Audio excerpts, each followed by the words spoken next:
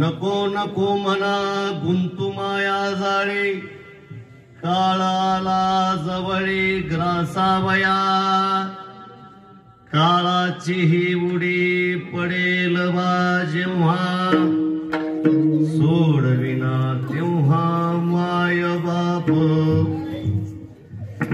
सोडविना राजा देशीचा चौधरी सोडविना राजा देशीचा चौधरी अनिक सोयरी भले भले काळाची ही उडी पडेल बा जेव्हा सोडविना तेव्हा माय बाप तुका म्हणे तुझ सोडविना कोणी तुका म्हणे तुझ सोडविना कोणी एका चक्रपाणी वाचोनिया काळाची ही उडी पडेल बा जेव्हा सोडविना तेव्हा माय बाप पांडुरंगा करू प्रथमान म्हणा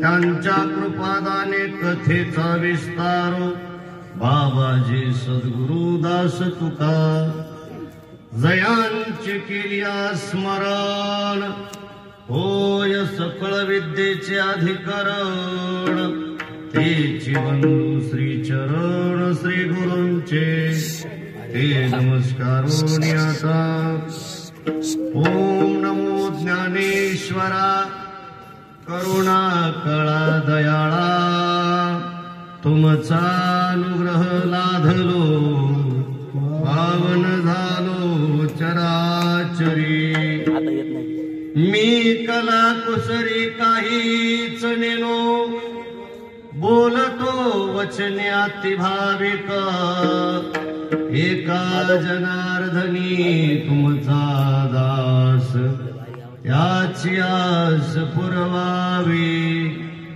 तुमचा अनुग्रह लाधलो पावन झालो चराचरी असो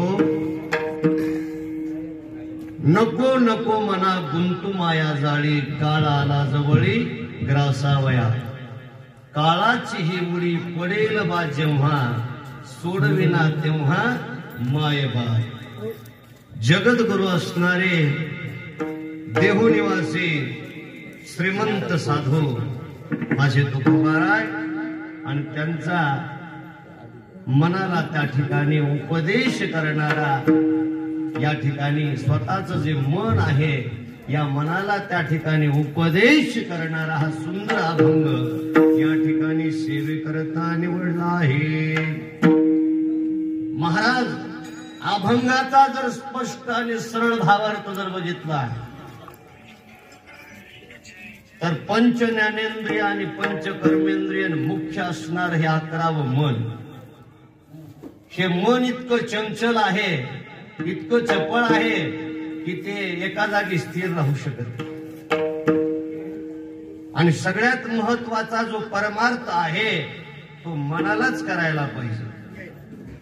कारण परमतत्व असणार आत्मतत्व जो परब्रह्म आपल्या चैतन्य स्वरूपामध्ये बसलेला आपल्या शरीरामध्ये वास करतो त्याला परमार्थ करण्याची आवश्यकता नाही. हा देह जो आहे हा देह नाशिवंत आहे आणि नाशिवंत गोष्टीला परमार्थ करण्याची गरज नाही. परंतु मुख्य असणार हे मन, या मनाला त्या ठिकाणी उपदेश करणं, त्याला खरा परमार्थ दाखविणं, खरा परमार्थाचा मार्ग दाखविणं. मग हा मार्ग दाखविणारा जर आपण विचार केला तर खरा मनाला त्या ठिकाणी आपण उपदेश केला पाहिजे. महाराज सांगतात, हे मना, तू या मायाजाळामध्ये अडकून राहू नको. नको नको मना गुंतू माया जाळी. कशामुळं? अरे बाबा, काळ आलेला आहे जवळ. हा कधी तुला ग्रासील सांगता येणार नाही. विठ्ठला विठ्ठला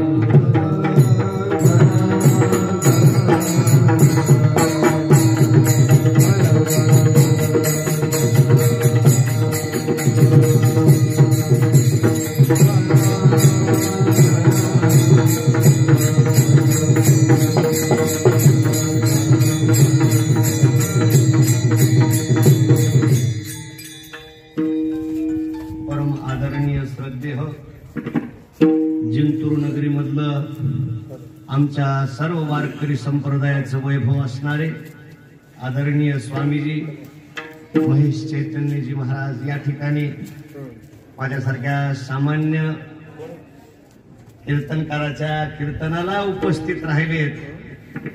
स्वामीजीचं खरंच खूप खूप धन्यवाद आणि आभार. स्वामीजींना माहित आहे परमार्थाची सेवा गेल्या 2 वर्षापासूनच स्वामीजी सुरुवात केलेली आहे. परंतु तुमच्या सर्व साधू संतांच्या आशीर्वादामुळं हा सामान्य व्यक्ती काहीतरी मोडकं तोडकं का होईना परंतु समाजापूर्वी देण्याचा प्रयत्न असतो. संतांचा आशीर्वाद असला पाहिजे. एरवी तरी मी मूर्खो जरी झाला आवेवेको परी संत कृपा दिकू सोजवळ असे. संतांचा कृपेचा दिवा पाठीमागा असल्यामुळं सामान्य व्यक्ती सुद्धा काहीतरी बोलू शकतो. हा अधिकार संतांचा आहे. म्हणून या ठिकाणी स्वामीजी या ठिकाणी आलेत. त्यांचं अत्यंत मनापासून स्वागत आहे. आपला विषय चालला होता. महाराज सांगायलेत मनाला, हे मना, तू या मायाजाळामध्ये गुंतू नको. का बरं? कारण काळ जवळ आलेला आहे. काळाचं कधी बोलवण येईल, कोणता सेकंद आपल्यासाठी, पुढचा सेकंद आपल्यासाठी आहे किंवा नाही हे फक्त काळाला माहिती. लक्षात ठेवा, हा काळ जो आहे हा आपल्या शरीराला ग्रासणार. त्याचं खाद्य पदार्थच ते शरीर आहे. म्हणून हा देह तो ग्रासणार. त्याच्या अगोदर आपल्याला परमार्थ करायचा. बोलू नका, बोलू नका. काळाला जवळ ग्रासावया, काळाची उडी पडेल बा जेव्हा. जेव्हा जेव्हा ही काळ ज्या ठिकाणी हा शरीराला खाण्याकरता येतो त्यावेळेस स्वतःचे मायबाप सुद्धा आपल्या मुलाला सोडू शकत नाही. मायबाप सुद्धा त्या ठिकाणी आपल्या मुलाला वाचू शकत नाही. सोडविना तेव्हा मायबाप. बरं, मायबापाला नाही सोडविलं, गावातला सरपंच सोडवेल, एखादा आमदार सोडवेल, एखादा खासदार सोडवेल, एखादा पंतप्रधान सोडवेल. महाराज सांगतात सोडविना राजा देशीचा चौधरी आणि सोयरे भले भले. किती जरी मोठमोठाले सोयरे आपण जोडले असतील, मुलांनो शांत बसा, बोलू नका. सोय घेतात त्याला काय म्हणावं, सोयरा. आणि भाव जी खाती त्याला म्हणावं भावकी. प्रत्येक वेळेस भावच खात राहते बिचारी.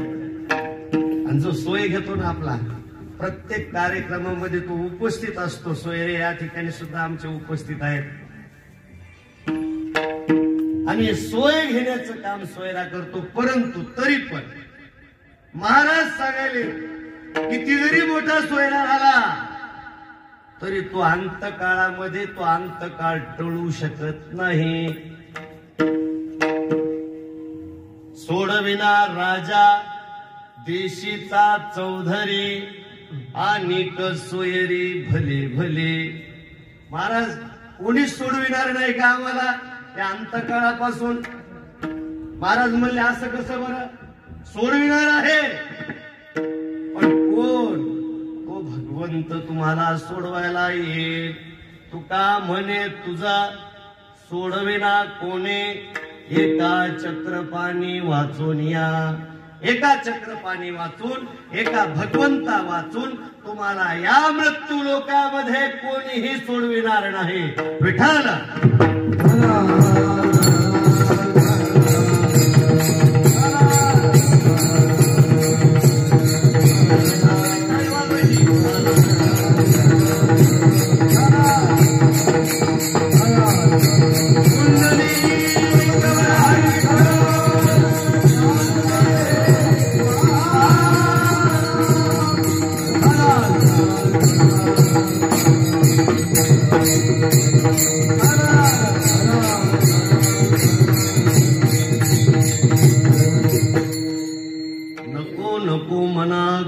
माया जाळी, काळाला जवळे ग्रासावया.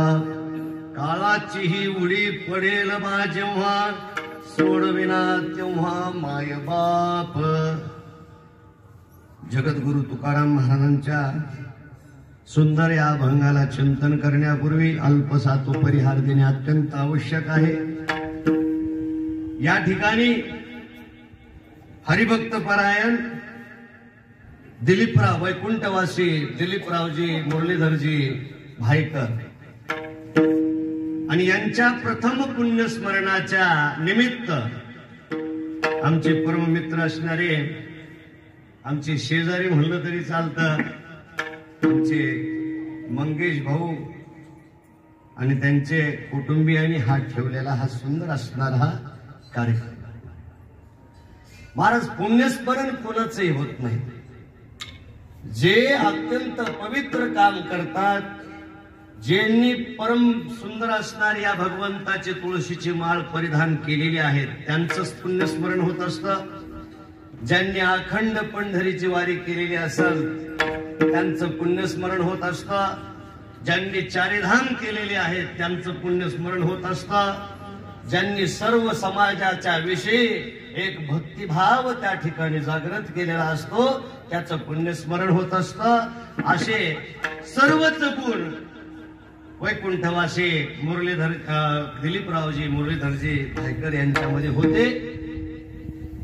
त्यांनी वारीचे जवळजवळ 17 वर्ष त्यांनी वाऱ्या केलेल्या आहेत आणि हे नुसत्या एकट्याने वाऱ्या केलेल्या नाहीत, तर त्यांच्या म्हणजे आमच्या काकूंनी सुद्धा त्यांच्या सोबत त्या ठिकाणी वारी केलेली आहे. चारिधामाची यात्रा केलेली आहे आणि ही चारिधामाची यात्रा करून सुद्धा आपला प्रपंचामध्ये ते दक्ष असायचे. मी तर भाऊ तुम्हाला सांगतो, आमचं दुकान आणि तुमचं दुकान समोरासमोर आहे. मला अजूनही भास होत आहे की काका तिथं उपस्थित आहेत. महाराज शरीराने जरी गेलेला असतील तर अंतकरणातून मनानं त्या ठिकाणी अजूनही व्यक्ती तो जाग्यावरच असतो. जैसे जीर्ण वस्त्र सांडीजे मग नूतन वेडीजे, तैसे देहांतरा ते स्वीकारीजे चैतन्य नाते. जसं जुनं वस्त्र झालं ते वस्त्र आपण काढून ठेवतो आणि नवीन वस्त्र त्या ठिकाणी परिधान करतो, तसंच हे शरीर सोडून दिलेलं जरी असेल त्यांनी, तर त्या ठिकाणी त्यांचं चैतन्य आजही कीर्तन ऐकायला या ठिकाणी उपस्थित आहे. या उपाधी माझी गुप्त चैतन्य असे सर्वगतन ते तत्वज्ञ संत स्वीकारते. चैतन्य माणसाचं कुठेही गेलेलं नाही आणि ते चैतन्य आजही काकांचं आज या ठिकाणी आपल्या सोबतच आहे, अंतःकरणामध्ये आहे. आणि अजूनही ही कीर्ती का पाठीमागं शिल्लक राहते? कारण त्यांनी जे कार्य केलेलं आहे हे कार्य माणसाच्या मनामध्ये त्या ठिकाणी रुजल्या गेलं. महाराज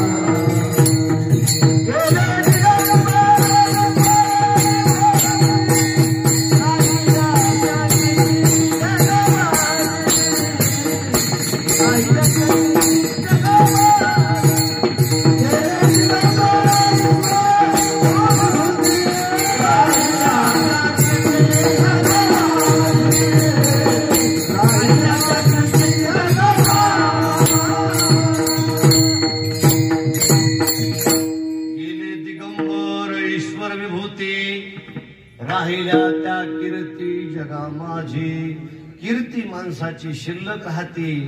एकदा मरावंच लागते. लक्षात ठेवा. तू का म्हणे एका मरणाची सरे उत्तम चिवरे कीर्ती मागे. उत्तम कीर्ती प्रत्येकाला वाटतं की आपली कीर्ती पाठीमाग शिल्लक ठेवावी, पण लक्षात ठेवा कीर्ती त्या लोकांची शिल्लक राहते ज्यांनी समाजाकरता, ज्यांनी भगवंता करता कार्य केलं, त्याचीच कीर्ती शिल्लक राहते. नाहीतर धन काय कमी लोक कमवायलेत का महाराज? कितीतरी कोट्यानो कोटी रुपये त्या ठिकाणी आपण कमवू लागलेलो. आपण बघतो की कितीतरी लोक त्या ठिकाणी करोडो रुपये कमवायलेत, परंतु त्यांच्या कीर्ती किंवा त्यांच्या पुण्यस्मरणाचं कीर्तन आजही होत नाही महाराज. हे काय महाराज? पुण्यस्मरण कुणाचंही होत नाही. मी हाच विषय सांगू लागलेलो आहे की जे पुण्यवंत असतात त्याचीच त्या ठिकाणी नाव कीर्तनामध्ये येतात. पुण्यवंत व्हावे घेता सज्जनाची नावे. सज्जनाचं नाव घेण्याकरता, सज्जनाचं नाव आपल्या मुखातून आल्याच्या नंतर आपल्याला ते पुण्य त्या ठिकाणी प्राप्त होत असतं. म्हणून अशा सज्जनाचं कीर्तन आज माझ्या वाट्याला आलेली सेवा आहे. विठ्ठल विठ्ठल.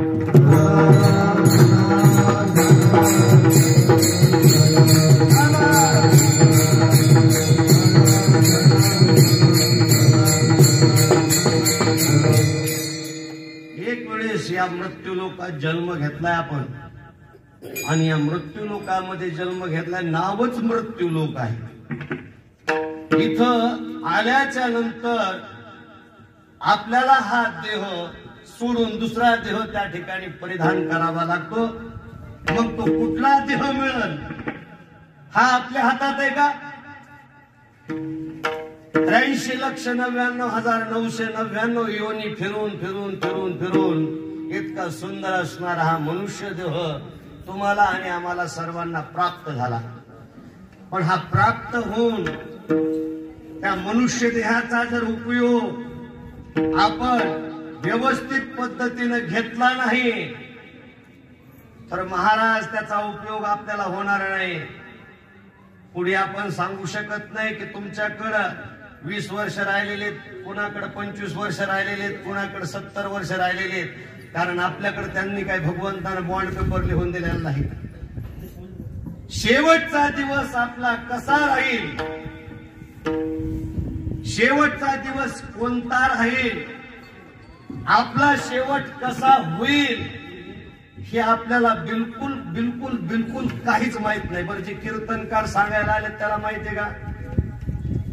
कीर्तनकार सुद्धा जे सांगायला आले त्याला सुद्धा शेवटच्या दिवसाची माहिती नाही. प्रत्येकाला वाटतंय आपला शेवट गोड व्हावा. गोड व्हावा म्हणजे आपली कीर्ती पाठीमागे शिल्लक राहावी. परंतु तसा विषय, तसा आपण त्या ठिकाणी उपक्रम आपल्या जीवनामध्ये करत नाहीत. मोबाईल स्विच ऑफच ठेवणं काय बिघडत नाही. घंटाभर 2 घंटे मोबाईल स्विच ऑफ केला तर काय फरक पडत नाही. कीर्तनात आहोत, कीर्तनात मोबाईल आला बंद करून टाका, काय 1-2 तासाचा काय फरक पडत नाही. विठ्ठल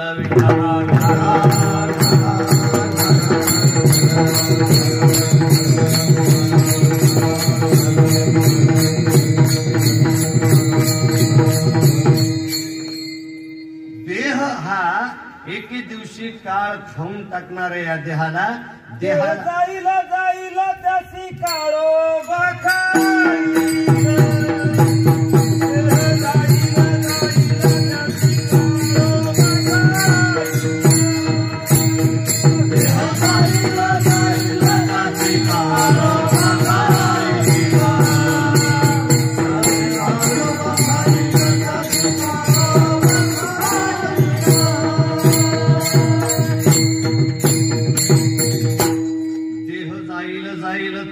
काळोबा खाईल. काळोबा म्हणजे हा काळ जो आहे हा त्या ठिकाणी या देहाला खाऊन टाकणार आहे.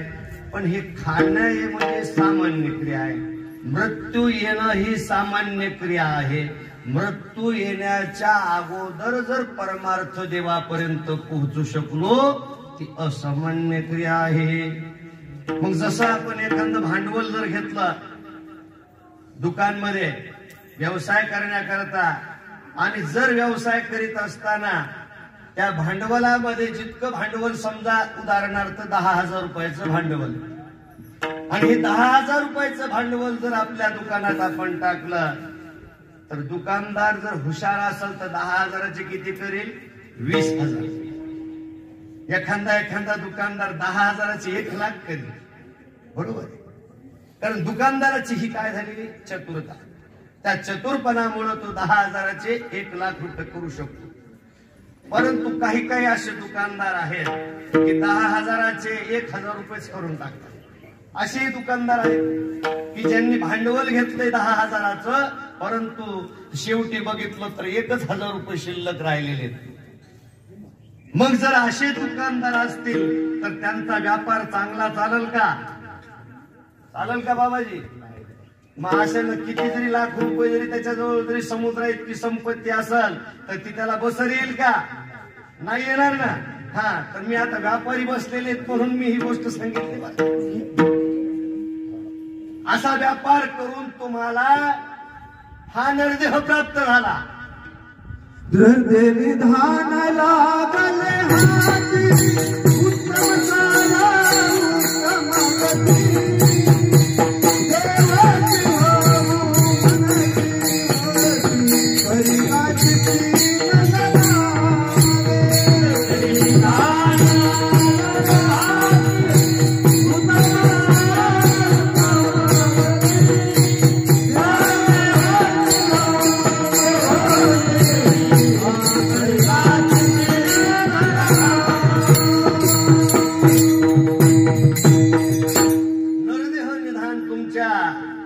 हातामध्ये. परंतु हे नरदेह मिळून सुद्धा आपल्याला याचा खरा सदुपयोग काय आहे हे कळालं नाही.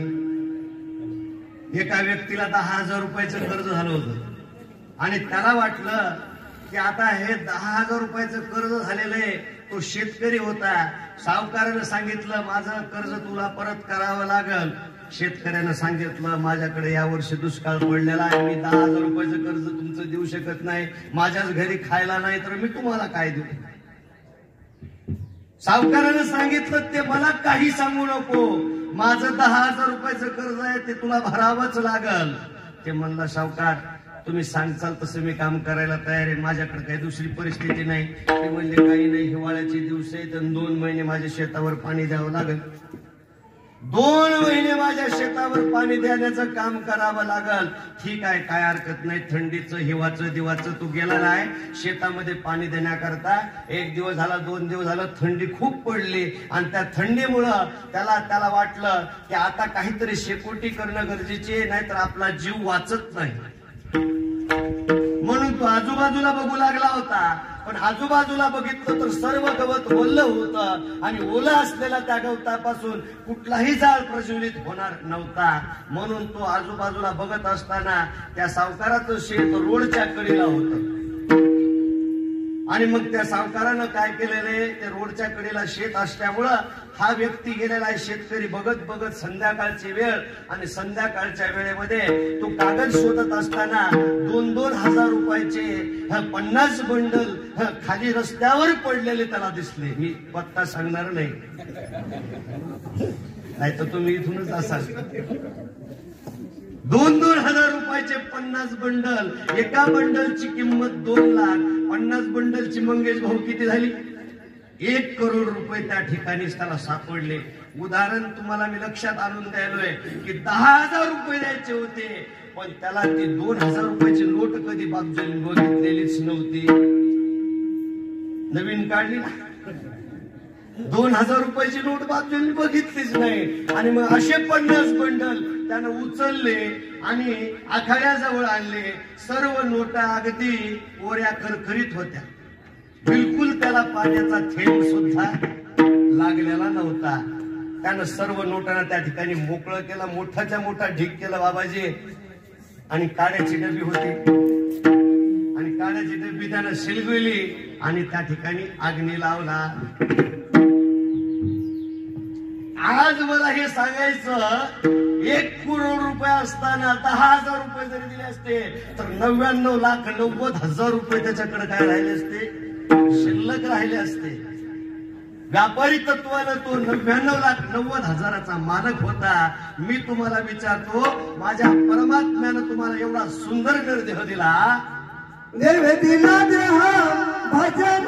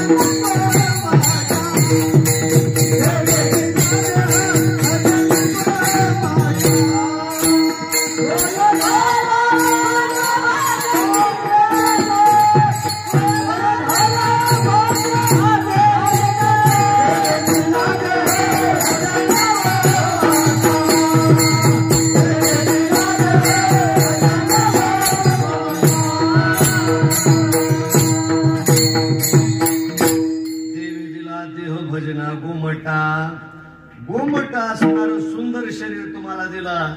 जसं त्याने 1 कोटी रुपयाची माती करून टाकली का नाही, आपल्या डोळ्यात देखत माती केली.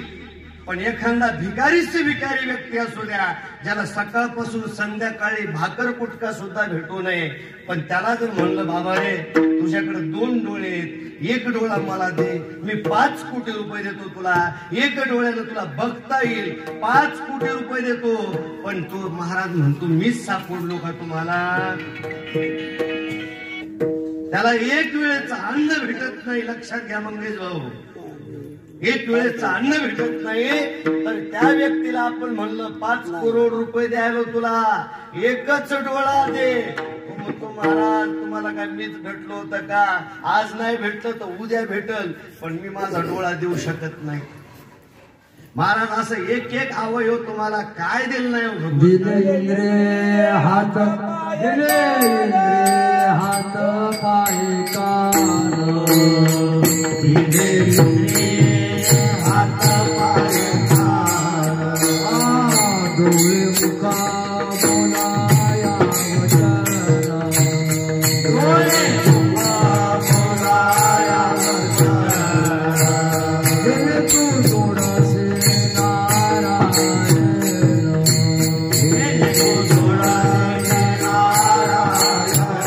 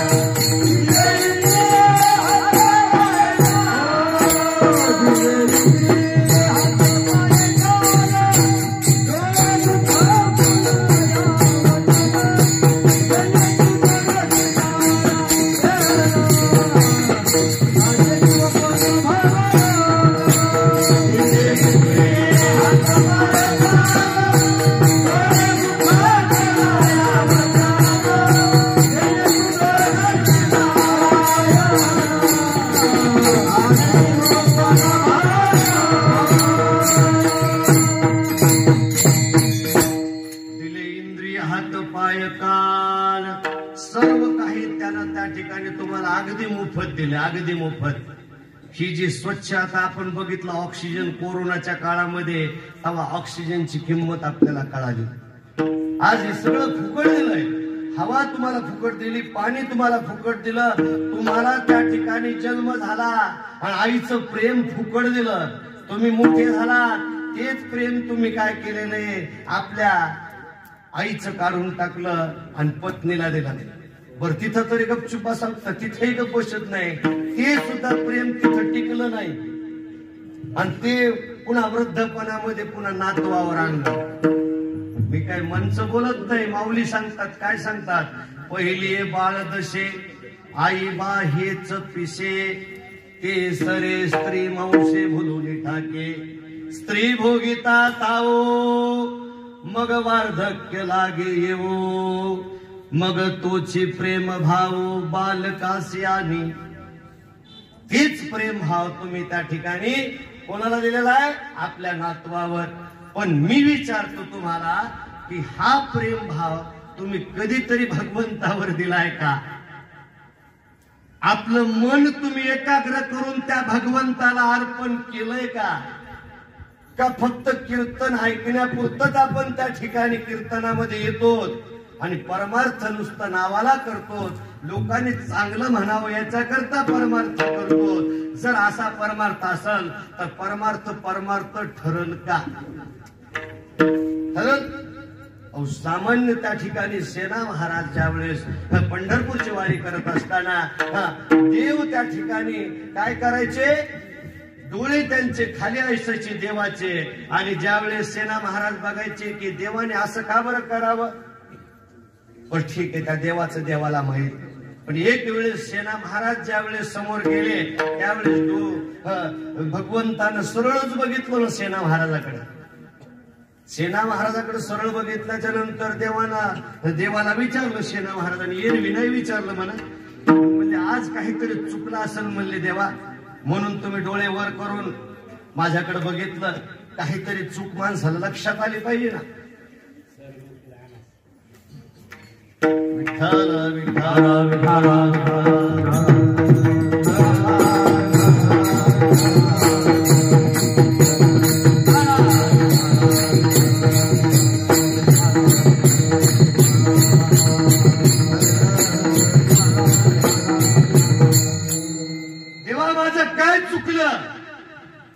देवानं सांगितलं वारी चुकली.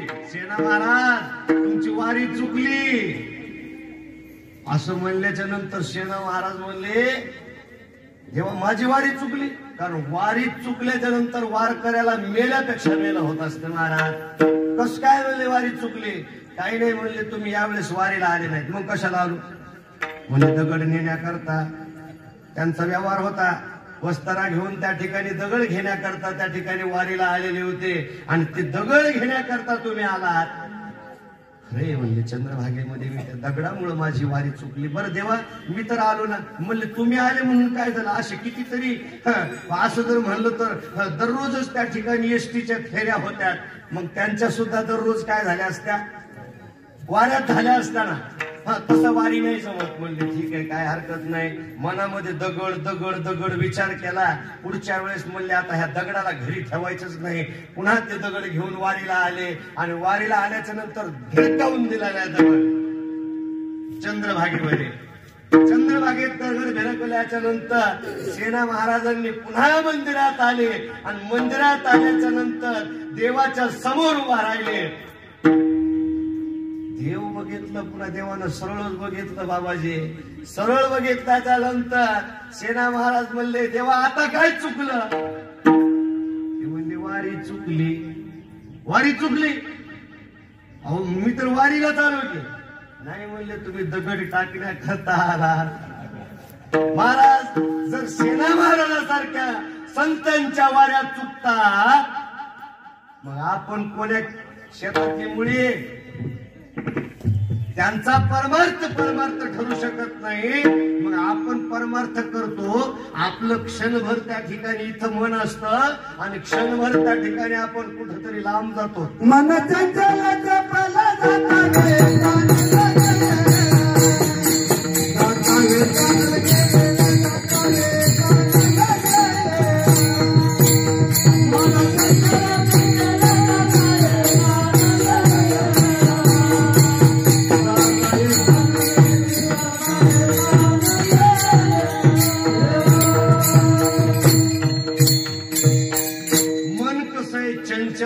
चपल आहे.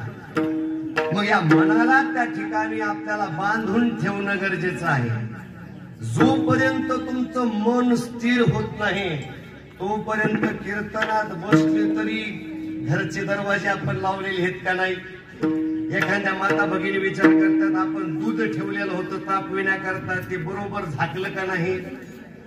कीर्तनात बसलेले आहेत महाराज, परंतु विचार कुठं प्रपंचामधले विचार चालू आहेत. मग जर समजा कीर्तनात बसून जर प्रपंचातले विचार येत असतील तर आपलं मन स्थिर आहे का. आणि जर आपलं मन स्थिर नसल तर आपला परमार्थ त्या ठिकाणी देवापर्यंत जाईल का. काहीच नाही. फक्त तुमचा परमार्थाचा केंद्रबिंदू हा मन जे आहे बरोबर त्या ठिकाणी मन जे आहे परमार्थात घुसवायचे. संत जे आहेत ना हे मनाला त्या ठिकाणी अनेक प्रकारे त्यांना त्या ठिकाणी उपचार करतात की बाबा असं केल्यानं तसं होतंय का, तसं केल्यानं तसं होतंय का. मग हे किती केल्याच्या नंतर जर मन आकळत नसल तर एका गोष्टीनं मन आकळतं ते हे भगवंताच्या नामचिंतनामुळे.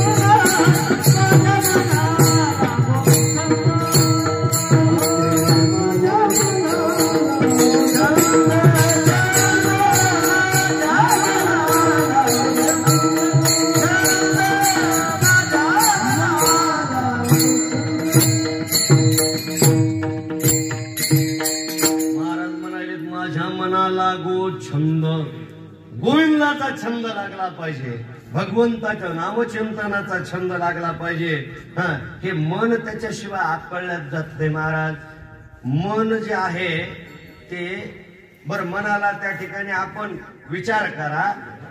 मनाला आपण सवय लावली का नाही बिडी पिण्याची, का मन स्वतः जाऊन बिडी पिऊ लागलं. आपणच त्या मनाला बिडीची सवय दाखवली महाराज. आपणच त्याला वाईट रस्ता दाखवला आणि हा रस्ता दाखविण्याचं काम आपणच करतो. आता मला सांगा, जसं रस्त्याला लावलंय आपल्या लेकराला, लेकरू तशाच रस्त्याला जाईल का रे. मग हे मन सुद्धा तसंच आहे.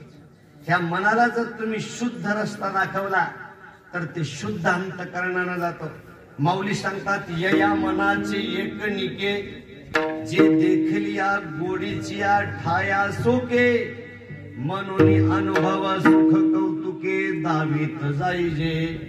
हे मन असं आहे महाराज, याला सुख दाखविण्याचं काम आपण केलं पाहिजे तर खऱ्या अर्थानं ते मन आकळण्यात येईल. पण आपण सुखाच्या ऐवजी त्याला सतत दुःखाचा पत्ता सांगत राहतो, म्हणून आपल्याला ते सुखच प्राप्त होत नाही. बरं, जिथं ठेवलेली वस्तू आहे तिथं ती वस्तू भेटली तर बरं आहे ना.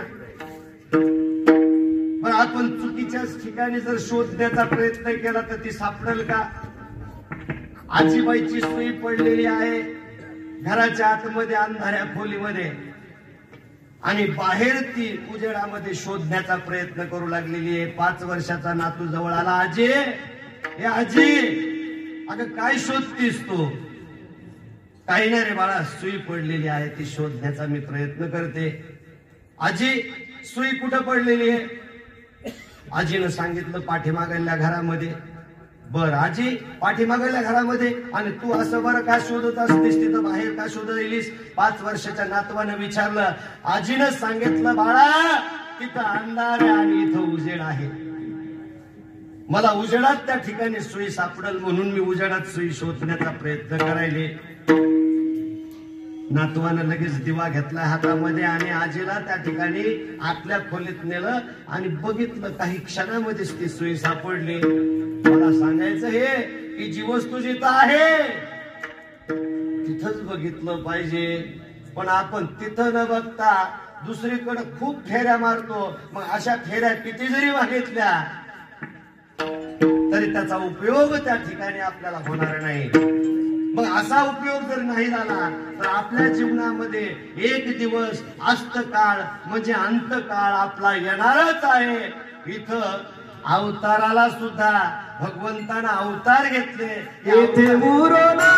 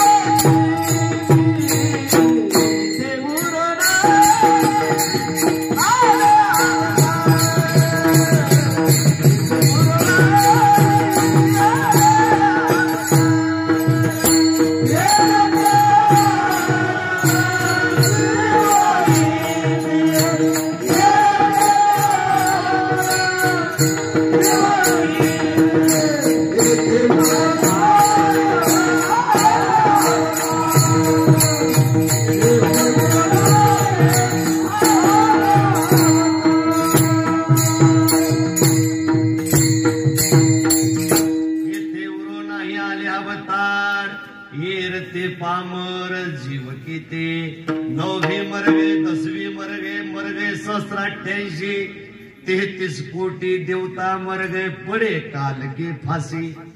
33 कोटी देव सुद्धा काळाच्या त्या ठिकाणी फाशामध्ये पडलेले आहेत. मग तुमचं आमचं वाचणं शक्य आहे का? पंजा मेला बाप मसनानेला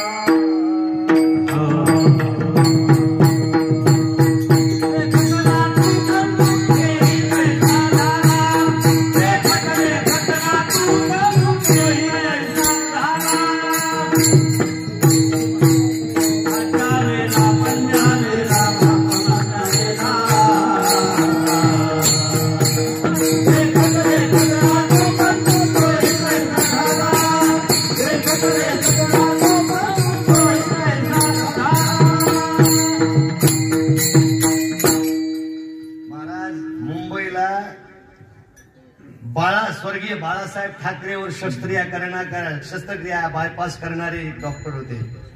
त्यांचं नाव नितीन मांडके. सुप्रसिद्ध डॉक्टर, जगप्रसिद्ध डॉक्टर. त्यांनी त्या ठिकाणी चुटकीसरशी बायपास करायचे. चुटकीसरशी बायपास करून आता हा मरणारा व्यक्ती पण त्यांनी जीवदान द्यायचे. असे कितीतरी बायपासच्या शस्त्रक्रिया त्यांनी केल्या. आणि शस्त्रक्रिया केल्याच्या नंतर बरेचशा लोकांना जन्म त्या ठिकाणी नवीन दिला. परंतु एक वेळेस त्यांच्या छातीमध्ये धडधड करू लागलं. आणि धडधड करताना त्यांनी वाटलं की आता आपल्याला पुढचं कार्य महाराष्ट्राला माहितच होतं की आता काही वेळामध्येच आपला जीव जाणार आहे. हे त्या डॉक्टरांनी ओळखलं आणि मग त्यानं सांगितलं ड्रायव्हरला, अरे ड्रायव्हर हिंदुजाच्या आवारामध्ये घेऊन चल. हिंदुजा हॉस्पिटलमध्ये आवारामध्ये घेऊन चल. तिथूनच फोन लावला नर्सला, सिस्टरीन, तुम्ही खाली या, अशी अशी परिस्थिती आहे, अमुक अमुक इंजेक्शन घ्या, तमुक तमुक इंजेक्शन त्या ठिकाणी भरा, असं करा तसं करा. फोनवर सूचना देत होते. डॉक्टर खाली येत होते. डॉक्टरनी खाली आलेले, नर्स खाली आलेले आहेत, स्ट्रेचर टाकलेले. डॉक्टर सांगत होते हे इंजेक्शन असं भरा तसं भरा. असं भरा भरतो भरा म्हणता म्हणता राम नाम सांगते हे महाराज. जो व्यक्ती बायपास करून लोकांना चुटकी सरशी त्या ठिकाणी जीवदान देत होता त्याला सुद्धा त्याचा स्वतःचा जीव वाचवता आला नाही. किती जरी प्रयत्न केला आपण सर्व काळाच्या अधीन आहोत. हे काळ म्हणजे महाराज भूतकाळ गेला. भूतकाळ हा भूतकाळानं खाऊन टाकला. आता वर्तमान काळ आपल्याला त्या ठिकाणी खाऊ लागलेला आहे. मागली जी वेळ आहे एक अर्ध्या तासापूर्वी, बरं 1 सेकंदापूर्वी, पुन्हा परत आणण्यासाठी कितीतरी करोड रुपये दिले तरी ती 1 सेकंदाची वेळ मला येते का? कितीतरी करोड रुपये खर्च केले तरी ती 1 सेकंदाची माग गेलेली वेळ पुन्हा येऊ शकत नाही. म्हणजे ती वेळ संपलेली आहे. त्या वेळेचं महत्व आपल्याला कळालं नाही. आणि ज्या व्यक्तीला महत्व कळालं ते या प्रपंचात राहिले नाही. त्यांनी खरा परमार्थ काय आहे, बाबाजींना काय परमार्थ, त्यांना ताबडतोब लक्षात आला की काय खरं नाही या प्रपंचामध्ये. भगवंताचं नामचिंतन घेणं आणि खरा परमार्थ तो आहे. म्हणून का तुम्ही संसार सोडायचा नाही? अहो संसार करता करता सुद्धा परमार्थ वस्तू संसारी असावे असोनी नसावे. संसारी असावे असोनी नसावे. भजन करावे वेळोवेळा वेळोवेळा. भजन करावे वेळोवेळा.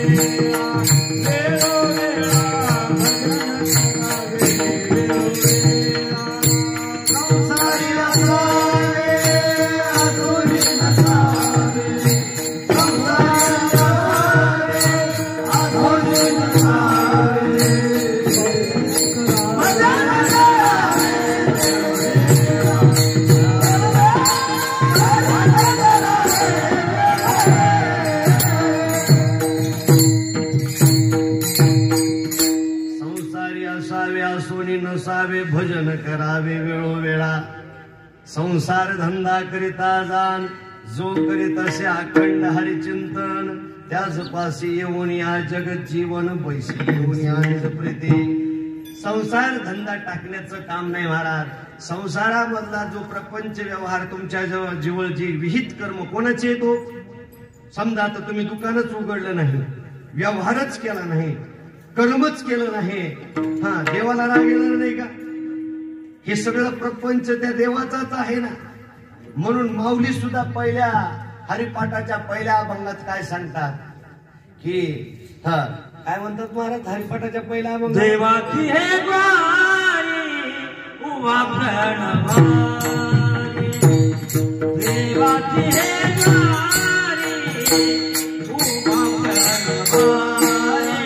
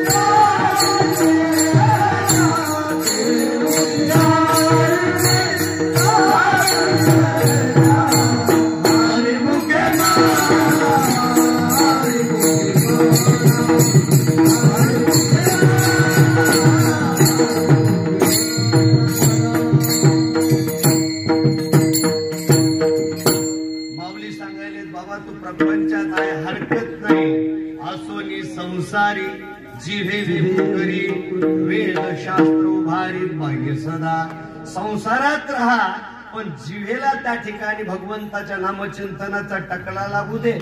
आणि हे जिव्हेला टकला लागण्याचं काम जर करायचं असेल तर अगोदर मन निरोगी झालं पाहिजे. मनाला त्या ठिकाणी आरोग्य लाभलं पाहिजे. मन आधी शुद्ध झालं पाहिजे. तोपर्यंत मन शुद्ध होत नाही तोपर्यंत खऱ्या अर्थानं त्या ठिकाणी आपण केलेला परमार्थ देवापर्यंत जात नाही. म्हणून काही असे अभंग लिहिलेले आहेत महाराजांनी, कितीतरी अभंग लिहिले. महाराज सांगतात, विनवणी करतात, हेची करी काम मना जपे राम राम. लागो हाची छंद मना गोविंद गोविंद तुका म्हणे मना मज भीक द्यावी देना मला तू भीक दे ही भीक दे की भगवंताचं नामचिंतन माझ्या मनानं झालं पाहिजे आणि असं नामचिंतन त्या ठिकाणी आपल्याला झालं पाहिजे असा विचार त्या ठिकाणी काय करायचा तर हे आपल्या जवळ सुविज्ञ जी वेळ आहे ती आपल्याला पुढचं वेळ शिल्लक नाही म्हणून आताच या ठिकाणी गेलं पाहिजे त्या अभंगाच्या नको नको मना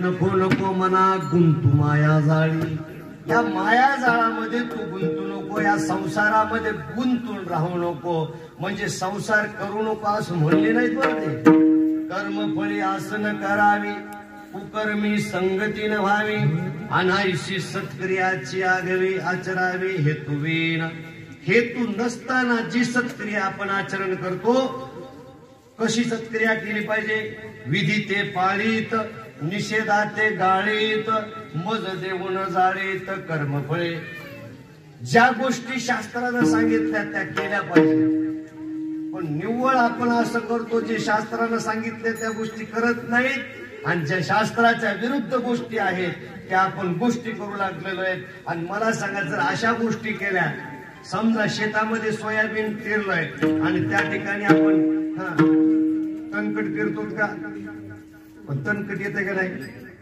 ते तणकट काढल्याशिवाय सोयाबीन येणार आहे का आपलं समजा त्यानं खत टाकलंय चांगलं भारीचं त्यानं व्यवस्थित त्या ठिकाणी पेरणी केलेली आहे आणि त्यानं त्या ठिकाणी तण काढलंच नाही जर तण काढलं नाही तर त्याच्या सोयाबीन त्याला शेतामध्ये काढायला जायची गरज पडेल का सगळं तणच त्याच्यावर येईल ना मग तण न पेरताना ते येत असतं तसं अवगुण न येताना आपले अवगुण आपोआप येते मग हे अवगुण जोपर्यंत आपण काढत नाही तर काही लोकांना अवगुणच गुण वाटतात जोपर्यंत आपले अवगुण आपल्या शरीरातून बाहेर निघत नाहीत तोपर्यंत खऱ्या परमार्थाला आपण लागू शकत नाही म्हणून त्या मनाला त्या ठिकाणी उपदेश केला नको नको मना गुंतू माया जाळी माया जाळामध्ये गुंतल्याच्या नंतर माझं घर माझी शेती माझी मुलं माझे लेकरं माझी पत्नी माझे मायबाप सर्व माझं करून त्या ठिकाणी महाराज आपण ओझ तयार करून घेतलेले बघा दुःख कधी होतं ज्यावेळेस आपल्या वस्तू आपल्या जवळची निघून गेल्याच्या नंतर कितीतरी लोकांच्या घरामध्ये त्या ठिकाणी एक तरी असं घर आहे का हो की ज्या घरामध्ये मृत्यू झाला नाही असं एकही घर शिल्लक नाही की ज्या घरामध्ये मृत्यू झाला नाही कोणाचे आजोबा गेले असतील कोणाचे पंजोबा गेले असतील कोणाचे खापर पंजोबा गेले असतील कोणाचा मुलगा गेला असेल कोणाचं काही गेला असेल महाराज या सगळ्या गोष्टी एके दिवशी जाणाऱ्या आहेत महाराज गाडगे महाराजांच्या कीर्तनामध्ये एका व्यक्तीनं चिठ्ठी घेऊन आला आणि सांगितलं, महाराज तुमचा एकुलता एक मुलगा वारला. कीर्तन चालू आहे, कीर्तन रंगात आहे आणि गाडगे महाराजांच्या कीर्तनामध्ये तो चिठ्ठी घेऊन आलेला आहे. महाराज गाडगे महाराजांनी म्हणले, किती गेले, किती गेले, कोट्यानं कोटी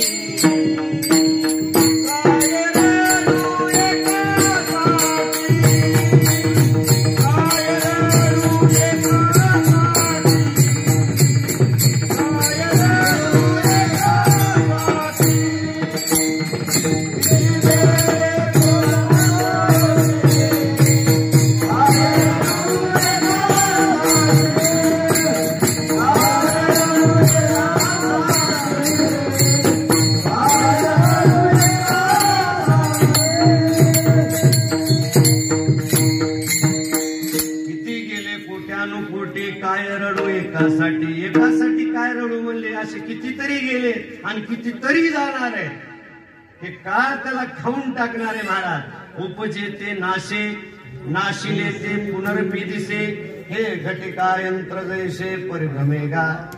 हे घड्याळाचा जसा काटा जसा फिरत राहते ना महाराज, तशा प्रकारचं हे त्या ठिकाणी कार्य भगवंत चालू ठेवलेला आहे. आपण बघतो आपल्या समोर, आपण कितीतरी लोकांना पोहोचून आलो, कितीतरी लोकांना पोहोचून आलो, पण तिथं त्या स्मशानभूमीमध्ये गेल्याच्या नंतर आपलं मन त्या ठिकाणी थोडस स्मशान वैराग्य काही 5-10 मिनिटाकरता होत.